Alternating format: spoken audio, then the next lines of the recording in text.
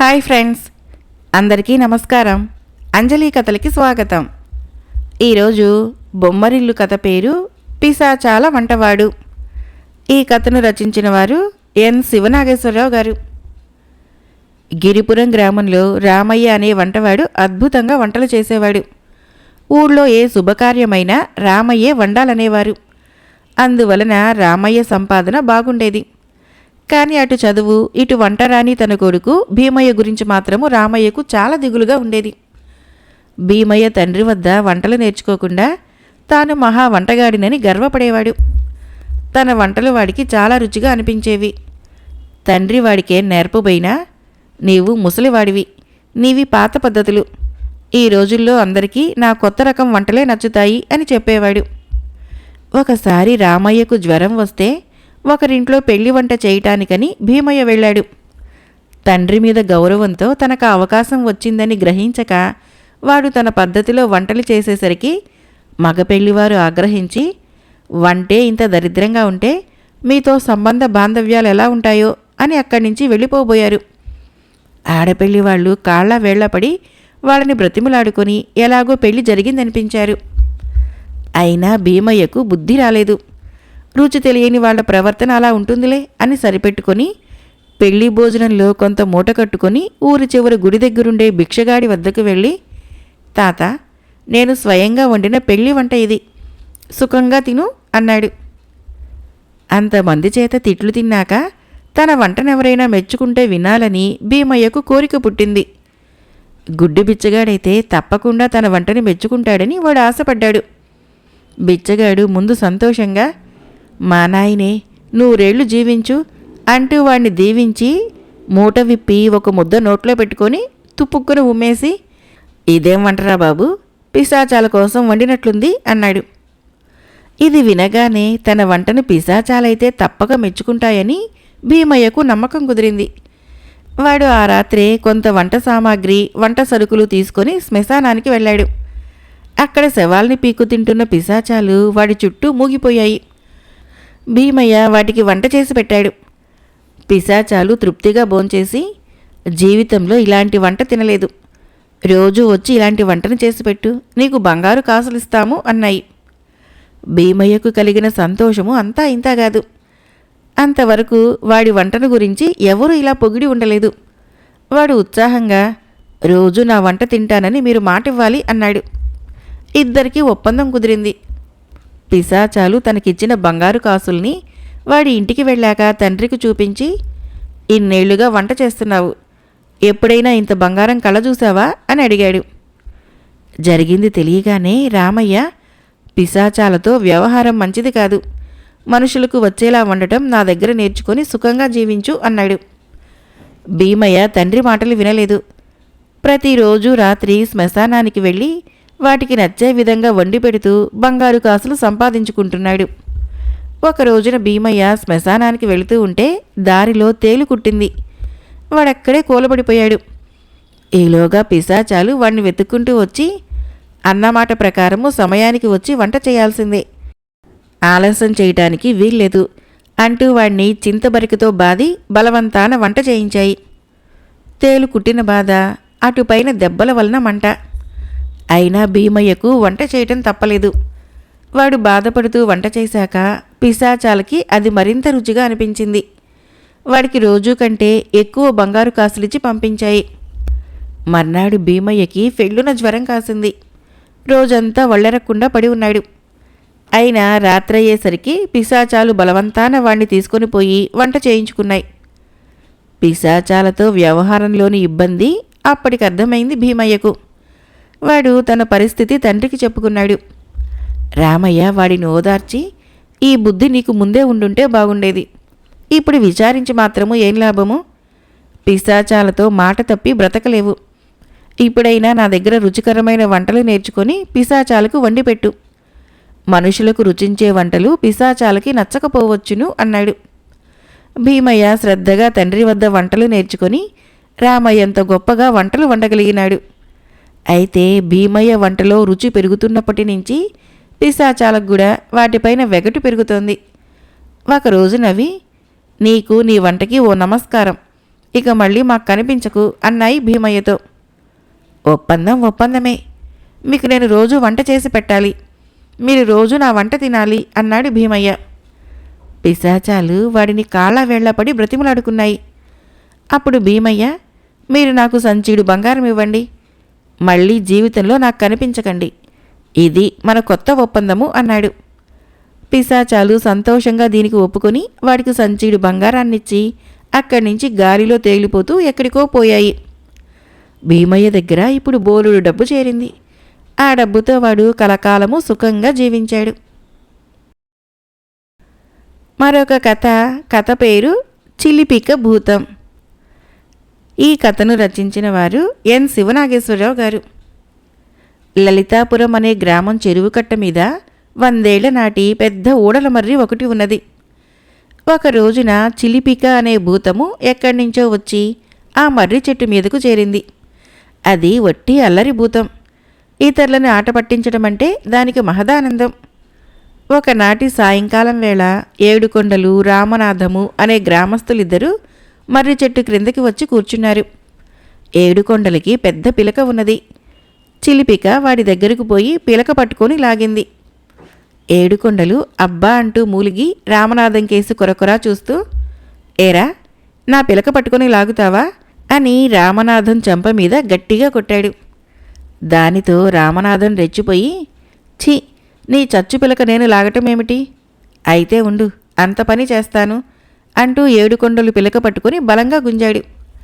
తర్వాత ఇద్దరూ కలబడి తిట్టుకుంటూ కొంతసేపు తన్నుకొని గ్రామం మునసబు దగ్గరకు బయలుదేరారు. చిలిపిక పట్టలేని ఆనందంతో గాలిలో అదృశ్యంగా తేలుతూ వాళ్ళని అనుసరించింది. వాళ్ళు వెళ్లేసరికి మునుసుబు చెంచయ్య రచ్చబండ మీద కూర్చొని చుట్టకాలుస్తూ అక్కడ చేరిన వాళ్ళతో మాట్లాడుతున్నాడు. ఏడుకొండలు మునుసుబుకు జరిగిన సంగతి చెప్పి, అయ్యా, నాకు చేసిన అవమానానికి గాను తమరు ఈ రామనాథం గాడిని గట్టిగా శిక్షించాలి అని కోరాడు. అప్పుడు రామనాథము మునసబుతో, అయ్యా, వీడు చెప్పేవన్నీ పచ్చి అబద్ధాలు. చేయని నేరము నా మీద మోపి చెంప మీద కొట్టాడు. నేను కోపం పట్టలేక వీడి పిలకలాగాను అన్నాడు. వాళ్ళు చెప్పేది వింటూ మునసబు కాలుతున్న చుట్టను పక్కన పెట్టాడు. ఇది చూసిన చిలిపికకు మునసబును కూడా ఆట పట్టించాలన్న బుద్ధి పుట్టింది. అది కాలుతున్న చుట్టను తీసి మునసబు చొక్కా జేబులో వేసింది. ఏదో తీర్పు చెప్పబోయిన మునసబు తన జేబులో నుంచి పొగరావటం చూసి కంగారుపడి జేబులో చెయ్యి పెట్టేసరికి కాలుతున్న చుట్ట అతని చేతిని చురుక్కుమనిపించింది. దానితో మునసబు లేచి నిలబడి చెయ్యి విదిలిస్తూ ఏడుకొండలు రామనాథం మీద మండిపడి, అసలు ఈ సంవత్సరం మీరు భూమి శిస్తు కట్టాలనుకుంటున్నారా, ఎగవేయాలనుకుంటున్నారా? రేపు ఈ పాటికి కట్టకపోతే మీ భూములు జప్తు చేసేస్తాను, ఇక ఇక్కడి నుంచి పోండి అన్నాడు. తర్వాత మునసబు చొక్కా మార్చుకోవటానికి ఇంటికి బయలుదేరాడు. అల్లరి భూతం కూడా అతని వెనక బయలుదేరింది. మునసబు భార్య కాంతమ్మ పరమగయ్యాళి. ఆవిడ భర్త చొక్కా జేబు ఖాళీ ఉండటం చూసి, ఆ దిక్కుమాలిన చుట్టలు నువ్వు బంగారం లాంటి చొక్కాని తగలబెట్టుకుని వచ్చావా అంటూ అరవసాగింది. చిలిపికకు ఆ భార్యాభర్తల మధ్య గొడవ మరింతగా పెంచి వినోదించాలనిపించింది. అది మునసబు చేతిలోని కర్రనెత్తి కాంతమ్మ వీపు మీద బలంగా కొట్టింది. తన ప్రయత్నం ఏమీ లేకుండా ఇలా జరిగినందుకు మునసబు విస్తుపోయాడు. దెబ్బ తింటూనే కాంతమ్మ శవమెత్తిన దానిలా కేకలు పెడుతూ, నా మీద చేయి చేసుకుంటావా, చూడు నీ అంతు తేలుస్తాను. మొన్నటికి మొన్న కట్ట కింద గురవయ్య దగ్గర 500 వరహాలు లంచం తీసుకొని అతడికి అనుకూలంగా తీర్పు చెప్పిన సంగతి 10 మందికి చెప్పొస్తాను అంటూ వీధిలోకి పోయి జనాన్ని పోగు చేసి భర్త లంచగొండితనం గురించి అందరికీ చెప్పేసింది. దానితో గ్రామంలో పలుకుబడి ఉన్న నలుగురూ చేరి చర్చలు జరిపి లంచగొండి మునసబును పదవి నుంచి తొలగించాలని పై అధికారులకి వినతిపత్రం పంపారు. వాళ్ళు 3వ నాటికల్లా చెంచయ్యను పదవి నుంచి తొలగించి మరొకరిని గ్రామ మునసబుగా నియమించారు. ఇది జరిగిన వారం తర్వాత చిలిపిక మర్రి చెట్టు కొమ్మల్లో కునుకు తీస్తూ ఉండగా చెట్టు క్రింద 2 మనుషులు చేరి గుసగుసలాడుకుంటున్నారు. చిలిపిక చెట్టు దిగి వాళ్ళ పక్కన చేరింది. వాళ్ళ మాటల్ని బట్టి వాళ్ళిద్దరూ దొంగలని, ఒకడి పేరు కన్నడు, మరొకడి పేరు భీముడు అని చిలిపిక గ్రహించింది. దొంగలిద్దరూ కొద్దిసేపు తర్వాత అక్కడి నుంచి బయలుదేరారు. చిలిపిక వాళ్ళని అనుసరించింది. వాళ్ళు వడ్డీ వ్యాపారి చండీదాసు ఇంటికి పోయి ప్రహరీ గోడ దూకి ఇంటికి కన్నం వేశారు. భీముడు లోపలికి పోయే ప్రయత్నంలో ఉండగా కన్నడు కాపలా కోసము దూరంగా వెళ్ళాడు. చిలిపిక ఇదే అదను అనుకొని కన్నంలో దూరిన భీముడి కాలొకటి పట్టుకున్నది. ఎవరైనా అటుగా వస్తున్నారేమో, అందుకే హెచ్చరికగా కన్నడు తన కాలు పట్టుకున్నాడనుకొని భీముడు బయటికి రాబోయాడు. అయితే చిలిపిక వాడు బయటికి రాకుండా లోపలికి పోకుండా కాలు బిగించింది. భీముడు కాలు వదలమని విదిలించసాగాడు. వాడికి కన్నడి మీద చాలా కోపం వచ్చింది. అంతలో కన్నడు అక్కడికి వచ్చాడు. చిలిపిక భీముడి కాలు వదిలేసింది. కన్నడు కన్నంలోకి గింజుకుంటున్న భీముడిని చూసి వాడు కన్నంలో ఇరుక్కుపోయి ఉంటాడనుకొని సాయపడదామని కొని వాడి కాలు పట్టుకున్నాడు. భీముడు కోపం కొద్దీ వాడిని బలంగా ఒక్క తన్ను తన్నాడు. ఆ దెబ్బకు కన్నడు ఒక చావు కేక పెట్టాడు. దానితో చండీదాస్ ఇంటిలోని వాళ్లే కాక పక్క ఇళ్లలోని వాళ్ళు కూడా మేలుకొని దొంగలిద్దరిని అక్కడికి దగ్గరలోనే ఉన్న పట్నంలోని కొత్వాలకి అప్పగించారు. కొత్వాలు ఆ ఇద్దరినీ చెరసాలకు తీసుకుని పోయి, వెదవల్లారా, అయినదానికి కానిదానికి ఇలా దొరికిపోతూ ఉంటే నా నెలసరి మామూలు ఎలా ఇవ్వగలరు? ఎక్కడ దొంగతనం చేస్తారో నాకు తెలీదు. రేపు రాత్రికి 1000 వరహాలు తెచ్చివ్వాలి.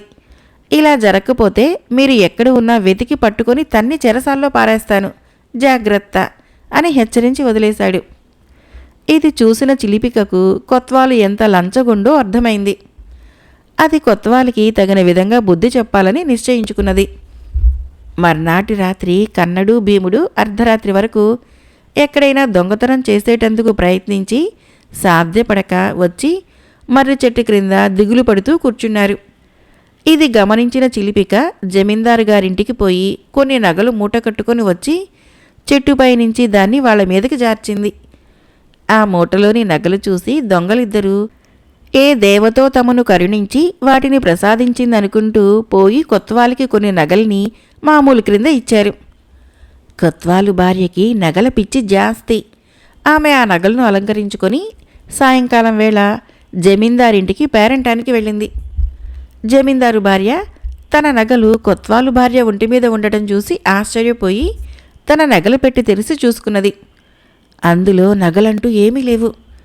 జమీందారు భార్య ద్వారా సంగతి తెలుసుకొని కొత్వాలు భార్యని గట్టిగా ప్రశ్నించిన మీదట ఆమె ఆ నగలు రాత్రి తన భర్త తెచ్చినట్లు చెప్పింది. జమీందారు కొత్వాల్ని పిలిపించాడు. ఇంతలో కన్నడు భీముడు తమ వంతు నగల్ని అమ్మబోయి దొరికిపోయారు. ఈ విధంగా దొంగలతో పాటు కొత్వాలు కూడా చెరసాల పాలయ్యాడు. ఇది చూసి చిలిపికకు కలిగిన ఆనందము అంతా ఇంతా కాదు. ఒకనాడు 4 గ్రామస్తులు మర్రి చెట్టు క్రింద కూర్చొని పిచ్చాపాటి మాట్లాడుకుంటున్నారు. మాటల సందర్భంలో వాళ్లలో ఒకడు గ్రామంలోని పండితుడు మంత్రవేత్త అయిన జ్ఞానదీప్తుడి ప్రసక్తి తెచ్చారు. ఆయనకు తన 4 ఏళ్ల మనవడంటే ప్రాణంతో సమానం. ఒక్క క్షణం కూడా వాణ్ణి విడిచి ఉండలేడు. చెట్టుపైన ఉండి ఇదంతా విన్న చిలిపికకు ఆ పండితుడిని ఒక ఆట పట్టించాలన్న కోరిక కలిగింది. అది తక్షణము బయలుదేరి ఇంటి పెరట్లో ఆడుకుంటున్న పండితుడు మనవుణ్ణి తీసుకొని ఒక పండ్ల తోట చేరింది. అక్కడ అది పిల్లవాడి ముందు కొన్ని జామ పండ్లు, మామిడి పండ్లు ఉంచి ఏం జరుగుతుందో చూద్దామని అక్కడికి దగ్గరనే ఉన్న ఒక మామిడి చెట్టు పైకి పోయి కూర్చున్నది. కొంతసేపటికి జ్ఞానదీప్తుడు మనమణ్ణి వెతుక్కుంటూ 4 గ్రామస్తులతో అక్కడికి వచ్చి పండ్లు తింటూ కూర్చుని ఉన్న మనవుణ్ణి చూసి ఆశ్చర్యపోయాడు. పిల్లవాడు ఇక్కడికి చేరటం వెనక ఏదో నిగూఢ రహస్యం ఉన్నదన్న అనుమానం ఆయనకి కలిగింది. వెంటనే జ్ఞానదీప్తుడు పక్కనున్న వాళ్ళని దూరంగా వెళ్ళమని చెప్పి కర్రతో నేల మీద ఒక వలయం గీసి మంత్రం పఠించి చిలిపికను రప్పించాడు. చిలిపిక వణికిపోతూ పండితుడు పాదాలకు నమస్కరించి నిలబడింది. జ్ఞానదీప్తుడు ఆ అల్లరి భూతాన్ని ప్రశ్నించి అది మర్రి చెట్టు మీద చేరి 7 కొండలు పిలకలాగటం నుంచి చేసిన అన్ని పనులు బయటపెట్టించాడు. తర్వాత ఆయన చిలిపికతో, ఇంతవరకు నువ్వు చేసిన అల్లరి పనుల వలన గ్రామానికి చాలా మేలు కలిగింది. లంచగుండులైన మునసుబు, కొత్వాలు తగిన విధంగా శిక్షించబడ్డారు. కానీ ఇప్పుడు నువ్వు నా మనవుణ్ణి అపహరించి ఇక్కడికి తీసుకురావడం మాత్రము చాలా చెడ్డ పని. అందుకుగాను నీకు స్వల్పమైన శిక్ష విధించబోతున్నాను అన్నాడు. స్వల్పమైన శిక్ష? అదేమిటో సెలవివ్వండి స్వామి అన్నది అల్లరిభూతం భయపడుతూ. నువ్వీ మరుక్షణాన ఈ ప్రాంతాల నుంచి వెళ్ళిపోవాలి. ఈ గ్రామానికి చుట్టూ 10 ఆమడల దూరంలో ఎక్కడా కనిపించకూడదు అన్నాడు జ్ఞానదీప్తుడు. ఆ వెంటనే చిలిపిక మహాప్రసాదం స్వామి అంటూ గాలిలోకి లేచి అక్కడికి 20 ఆమడల దూరంలో ఉన్న కొండలకేసి ఎగిరిపోయింది. మరొక కథ పేరు పిశాచానికి శిక్ష. ఈ కథను రచించిన వారు బాబీ గారు. సీతాపురంలో శంకరయ్య అనే సోమరి ఉన్నాడు. వృద్ధాప్యం వచ్చేదాకా తల్లిదండ్రులు వాడిని పోషించారు. ఆ తర్వాత వాడు వాళ్ళని విడిచి వచ్చేశాడు. ఆ ఊళ్ళోనే ఉంటే అంతా తిడతారని ఇంకో ఊరు వెళ్ళాడు. అక్కడ భూపతి అనే దానగుణం గల ఆసామి ఉన్నాడు. శంకరయ్య ఆయన్ని కలుసుకొని, అంతుపట్టని జబ్బేదో నన్ను బాధిస్తున్నది. వరుసగా వారం రోజుల పాటు వంకాయ కూర, ఆవు పెరుగుతో భోజనం చేస్తూ మంచం మీదే విశ్రాంతి తీసుకోవాలని వైద్యుడు చెప్పాడు. పేదవాడిని, ఇది నాకు సాధ్యపడక ఊళ్ళు పట్టి తిరుగుతున్నాను అన్నాడు. భూపతి వానికి తన ఇంట్లో ఆశ్రయం ఇచ్చి వారం రోజులు ఉంచుకున్నాడు. అంతటితో ఆగక వైద్యుడిని పిలిపించి పరీక్ష చేయించాడు. వైద్యుడు వాడికే జబ్బు లేదని చెప్పాక, నీ రోగం పూర్తిగా నయమైపోయింది. కావాలంటే నువ్వు మా ఇంట్లోనే ఉండిపో. మరో 2 వారాలు విశ్రాంతి తీసుకో. ఆ తర్వాత నుంచి పని ప్రారంభిద్దువు గాని. నీకు చదువు వస్తే పద్దులు వ్రాయవచ్చు, లేదా తోట పని చేయవచ్చు అని ఎంతో అభిమానంగా చెప్పాడు. శంకరయ్య ఆ ఇంట్లో 2 వారాలు విశ్రాంతి తీసుకున్నాడు. ఆ సమయంలో ఒక వ్యక్తి భూపతి వద్దకు వచ్చి, అయ్యా, నా వద్ద 1,00,000 వరహాలు విలువ చేసే మణి ఒకటి ఉన్నది. నేను కుటుంబ సహితంగా యాత్రలకు వెళుతున్నాను. తిరిగి వచ్చేదాకా మీ వద్ద దాచండి అని కోరాడు. భూపతి సరేనని ఆ మణి తీసుకున్నాడు. ఆయన దానినెక్కడ దాచినది చూసిన శంకరయ్యలో దుర్బుద్ధి పుట్టింది. వాడికి ఎలాగూ పనిచేసే ఓపిక లేదు. ఈ మణితో 1,00,000 వరహాలు సంపాదించుకొని సుఖంగా రోజులు గడపవచ్చునని మనసులో అనుకున్నాడు. ఒక రోజున శంకరయ్య భూపతి ఇంట్లో మణిని కాజేసి పోతుంటే కాపలా కుక్క పెద్దగా మురుగుతూ వాడి దారికి అడ్డంగా నిలబడింది. భూపతి వచ్చి వాడిని పట్టుకొని దగ్గర ఉన్న మణిని చూసి, నీకెంతో సాయం చేశాను. నీవీ మణిని కాజేయటం వలన నాకు డబ్బుతో పాటు పరువు నష్టపోయేది. నీ వంటి వాడికి ఆశ్రయం ఇచ్చి తప్పు చేశాను. నిన్ను క్షమించకూడదు అంటూ రక్షక భటులకు అప్పగించాడు. న్యాయాధికారి వాడిని విచారించి కారాగారంలో వేయించాడు. కారాగారంలో శంకరయ్యకు మల్లన్న అనే గజదొంగతో పరిచయమైంది. మల్లన్న వాడి గురించి విని, నీకు నేను దోచిన ధనమంతా ఎక్కడుందో చెబుతాను. అది తీసుకొని నా వాళ్ళకివ్వు. నా కూతుర్ని పెళ్లి చేసుకుని సుఖంగా రోజులు గడుపు. నేనైతే కారాగారంలో ఇంకొక 10 ఏళ్లుండాలి. నిన్నింకో 6 మాసాలలో విడుదల చేస్తారు అన్నాడు. తన రొట్టె విరిగి నేతిలో పడిందని సంతోషించాడు శంకరయ్య. కారాగారం నుంచి విడుదల కాగానే శంకరయ్య మల్లన్న కుటుంబాన్ని కలుసుకొని విషయం చెప్పాడు. వాడి ద్వారా మల్లన్న దోచిన డబ్బంతా ఆ కుటుంబం స్వాధీనమైంది. అయితే మల్లన్న కూతురు అప్పటికే జోగులు అనే యువకుడిని ప్రేమిస్తోంది. అందుకని డబ్బు చేతికి చిక్కేదాకా ఆమె శంకరయ్య పైన లేని ప్రేమను నటించింది. తర్వాత వాడిని వదుల్చుకుంటానని జోగులకు చెప్పింది. జోగులు న్యాయాధికారిలా వేషం వేసుకుని శంకరయ్య పైన తప్పుడు ఆరోపణలు చేసి, నీవు మోసగాడివి, ద్రోహివి, నీకు మనుషుల మధ్య ఉండే అర్హత లేదు. 1 ఏడాది పాటు అరణ్యంలో ఉండు. ఆలోగా బయటకు వచ్చావా నీకు మరణశిక్ష విధిస్తాను అని చెప్పాడు. శంకరయ్య హడలిపోయి అరణ్యంలోకి వెళ్ళిపోయాడు. మల్లన్న కూతురుకు తను సాయపడితే ఆమె అది గుర్తించకుండా తనపై తప్పుడు నేరాన్ని మోపి న్యాయాధికారికి అప్పగించిందని వాడనుకున్నాడు. అయితే జోగులు నిజమైన న్యాయాధికారి అని వాడనుకోవటం వలన 1 ఏడాది పాటు అరణ్యంలోనే రోజులు గడపాలనుకున్నాడు. వాడలా అడవిలో తిరుగుతూ దొరికిన పళ్ళు తిని నీళ్లు తాగి క్రూర మృగాలు విషసర్పాల బారి నుంచి తప్పించుకుంటూ సురక్షిత స్థలం కోసం వెతుకుతున్నాడు. మనసులో మాత్రము, నేను కనీ పెంచిన తల్లిదండ్రులకు సాయం చేయలేదు, ఆశ్రయమిచ్చిన భూపతికి సాయం చేయలేదు, జీవితంలో ఎవరికీ సాయపడకుండా నా స్వార్థం కోసము మల్లన్న కూతురికి సాయపడాలనుకుంటే ఇలా జరిగింది. ఇక మీదట స్వార్థం కోసం కూడా ఎవరికీ సాయపడకూడదు అని అనుకున్నాడు. కొన్నాళ్ళకి వాడికి ఒక కొండ గుహ కనపడింది. దాంట్లో తనకు వీలుగా ఉంటుందని భావించి ఎంతో కష్టపడి ఆ గుహద్వారానికి తలుపులా అమరేలా బండరాతిని ఒకదాన్ని తయారు చేశాడు. తర్వాత గుహలోనికి ప్రవేశించేసరికి లోపల 2 పిశాచాలు గొడవ పడుతున్నాయి. అందులో చిన్న పిశాచం తప్పు చేసిందట. గుహలోనే ఉండి శిక్ష అనుభవిస్తానని చిన్న పిశాచం అంటున్నది. పెద్ద పిశాచమేమో దాన్ని గుహ విడిచిపెట్టమంటుంది. అప్పుడే లోపలికి అడుగుపెట్టిన శంకరయ్యను 2 పిశాచాలు చూశాయి. వాడి వివరాలు అడిగాయి. శంకరయ్య వాటికి తన కథను చెప్పి ఈ గుహలో నాకు ఆశ్రయం ఇచ్చి సాయపడండి అని కోరుకున్నాడు. అప్పుడు పెద్ద పిశాచము కిచకిచామని నవ్వి, నువ్వు చాలా అదృష్టవంతురాలివి. నీ తప్పుకు శిక్ష మనుషులకు సాయపడటమనేగా నిర్ణయమైతుంది. ఒక మనిషి వెతుక్కుంటూ వచ్చాడు. నీవు గుహలోనే ఉండి వీడికి సాయపడుతూ శిక్ష అనుభవించు. గుర్తుంచుకో, వీడి గుహలో ఉన్నంతకాలము నువ్వు వీడికి సాయపడుతూనే ఉండాలి అని చిన్న పిశాచానికి చెప్పి అక్కడి నుంచి వెళ్ళిపోయింది. తన లాంటి మనుషులకు సాయపడటము మనుషులకే కాదు, పిశాచాలకు కూడా శిక్షేనని అర్థమయ్యాక తన ప్రవర్తనకు శంకరయ్య ఎంతగానో సిగ్గుపడ్డాడు. మరొక కథ పేరు దేవతా వృక్షం. ఈ కథను రచించిన వారు ఆర్వి రాఘవరావు గారు. చంద్రావతి నగరానికి రాజు విక్రమసింహుడు. ఆయన మంత్రితో కలిసి మారువేషాల్లో నగర సంచారం చేస్తూ పులిమేరల్లో ఒక పెద్ద మర్రి చెట్టును చూశాడు. అది గాలివాన కారణంగానో ఏమో ఒక పక్కకు ఒరిగిపోయి ఉంది. విక్రమసింహుడు మంత్రితో, కాస్త గాలికో చిన్న కుదుపుకో ఈ చెట్టు కూలిపోయేలా ఉంది. దీనివలన బాటసార్లకు ప్రమాదము. దీనిని పూర్తిగా కొట్టించడమో వీలుంటే దీన్ని నిలబెట్టడమో చేయించు అన్నాడు. మర్నాడు మంత్రి కొందరు మనుషుల్ని పంపి తాత్కాలికంగా చెట్టు కొమ్మల్ని కొట్టించి చెట్టుకు కొంత బరువు తగ్గించాడు. అందువలన క్రమంగా మర్రి చెట్టు నిలదొక్కుని కొంతకాలానికి మళ్ళీ నిటారుగా నిలబడింది. ఇది గొప్ప విశేషంగా భావించిన కొందరు విషయాన్ని సీతారాముడికి చేరవేశారు. సీతారాముడికి నగరంలో తెలియని విశేషం లేదని పేరు. ఆయన విషయం విని, ఇది మామూలు విషయం కాదు, ఒక చెట్టు వాలిపోయి తిరిగి లేచి నిలబడిందంటే అందుకు కారణం ఉండుంటుంది. ఈరోజే దేవి ఉపాసన చేసి అన్నీ తెలుసుకుంటాను అన్నాడు. ఈ విషయము నగరవాసులందరికీ తెలిసింది.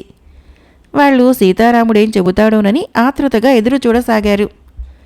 మరునాడు సీతారాముడు తనకు తెలిసిన వాళ్ళందరినీ సమావేశపరచి, మన నగరవాసులు చాలా పుణ్యం చేసుకున్నారు. అందుకే నగరం చివర దేవతా వృక్షం వెలిసింది. దానికి పూజలు చేసిన వారికి కోరిన కోర్కెలు తీరుతాయి. ఈ రోజు నుంచి నేను దేవతా వృక్షానికి పూజారిగా ఉండమని దేవి నన్ను ఆదేశించింది అన్నాడు. అంతే, ఆ రోజు నుంచే ప్రజలు తండోపతండాలుగా వచ్చి దేవతా వృక్షాన్ని దర్శించుకొని పూజలు చేసి కానుకలు సమర్పించుకొని కోర్కెలు చెప్పుకొని వెళుతున్నారు. దేవతా వృక్షం గురించి కొన్నాళ్ళకి విక్రమసింహుడికి కూడా తెలిసింది. ఆయన ఆశ్చర్యపడి మారువేషంలో చూడటానికి వెళ్ళాడు. అక్కడ జనసందోహాన్ని, సీతారాముణ్ణి, మర్రి చెట్టును చూడగానే ఆయనకు అసలు విషయం అర్థమైంది. రాత్రికి జనం పల్చబడగానే ఆయన సీతారాముణ్ణి కలుసుకుని, ఇది దేవతా వృక్షం కాదు, నువ్వు ప్రజల్ని మోసం చేసి డబ్బు కూడా పెడుతున్నావు. నీ గురించి రాజుకు ఫిర్యాదు చేస్తాను అన్నాడు. సీతారాముడు హేళనగా నవ్వి, రాజు మాత్రం నన్నేమి చేయగలడు? ఇప్పుడు ఈ చెట్టుని నన్ను ఏం చేసినా ప్రజలు సహించరు, రాజు మీదే తిరగబడతారు అన్నాడు.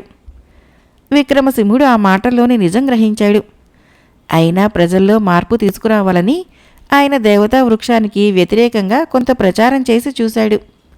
అందువలన ఏ ప్రయోజనమూ కనపడలేదు. ఒక రోజున రాజు స్వయంగా దేవతా వృక్షాన్ని దర్శించుకొని సీతారాముడితో, పూజారివర్య, రాత్రి నాకు కలలో దేవి కనపడి దేవతా వృక్షం అవతార సమాప్తి కానున్నదని, వచ్చే శుక్రవారం నాడు ఆ వృక్షాన్ని కొట్టించి అక్కడ అన్నసత్రం కట్టించమని కోరింది అని అందరూ వింటుండగా చెప్పాడు. చెప్పినవాడు మహారాజు కావటంతో సీతారాముడు ఏమనలేక ఊరుకున్నాడు. త్వరలోనే అక్కడ అన్నసత్రం వెలిసింది. మూఢనమ్మకాలని తర్కంతో కాక అబద్ధాలతోనే నివారించాలనుకోవటం వలన ఎవరికీ ఇబ్బంది లేకుండా సమస్య తొలగింది. అయితే విక్రమసింహుడు దేశంలో మరిన్ని చోట్ల అన్నసత్రాలు కట్టించి ప్రజల అవసరాల్ని చూడటంలో చంద్రావతి పౌరులకి క్రమంగా మూఢనమ్మకాల అవసరము తప్పిపోయింది. మరొక చిన్న కథ పేరు నారద సంచారం. ఈ కథను రచించిన వారు జి. సుభాష్ గారు.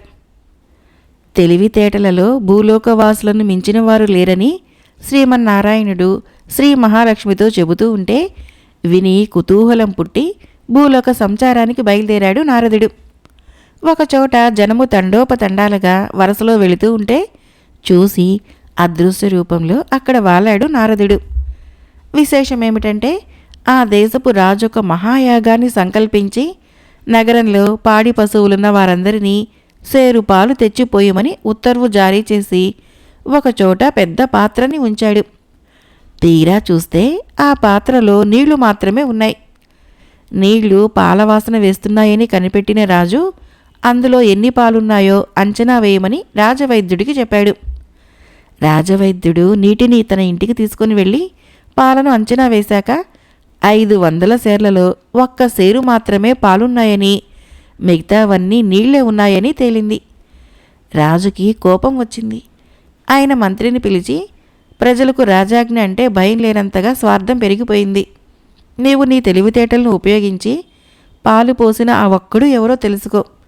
వాణ్ణి ఘనంగా సన్మానించి మిగతా వాళ్లకు పెద్ద జరిమానా వేద్దాము అన్నాడు.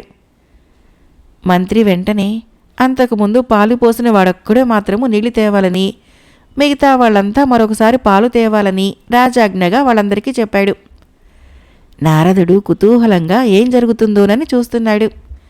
వచ్చిన వారిలో ఒక్కడి దగ్గర తప్ప మిగతా అందరి వద్ద నీళ్లే ఉన్నాయి.